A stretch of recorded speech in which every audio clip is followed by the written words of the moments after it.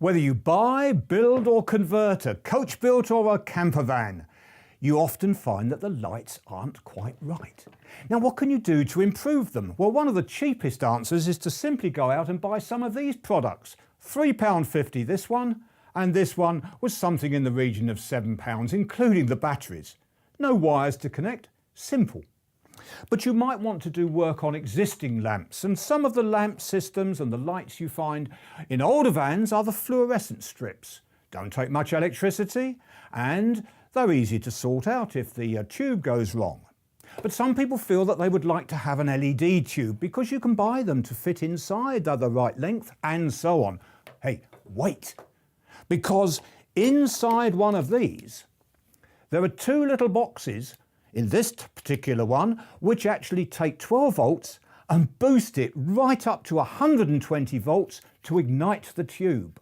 Oh my word, if you had one of these tubes in there at 120 volts, I'd be off running down the road. That would be dangerous. So that might not be something that you want to do, but you'd want a strip light, and this is one if you want LEDs particularly because they are less consuming on electricity, you can get them. And this particular one has a switch on the end, and I find that very useful. But let's talk about the ceiling lights, because there are different kinds and you might want to change the ones that you've got or add some extra ones. Well, to begin with, of course, they come in all sorts of colours, and they will come in types like this where it actually fits into a hole in the top of the ceiling, and you've got to cut that hole. If you don't like the prospect of cutting holes, you get a surface mounted one which fits flat on the surface. Nothing to cut. And also notice here that there's a switch on this one. I rather like that because if a whole load of lights come on at once on a master switch, occasionally you only want a couple of them in action, and if you can actually isolate one or two of them, that seems to me to be a good way to save on your electricity. Whether you like the gold, the silver or the brushed, whatever, the chrome, is up to you. It is interesting that some of these ceiling lights are on halogen bulbs which get hot and are power hungry, and nowadays you can actually go out and get little LED fitments that replace the original halogen bulb. There, for instance, I've taken the glass off and I've revealed it all, and they will fit in the same housing. But be careful, because they have tiny little pins, and when you break those off, you're wasting an awful lot of money.